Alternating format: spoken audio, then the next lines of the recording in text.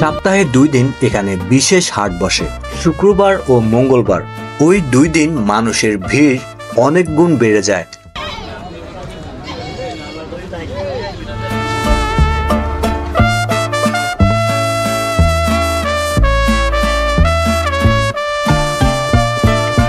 ঈদের আগে সোনাইমুড়ি স্কুল মাঠে বসে হাট।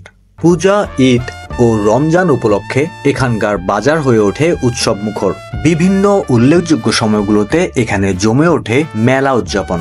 এক সময় এই এলাকায় হাতে গোনা কিছু শিক্ষা প্রতিষ্ঠান ছিল।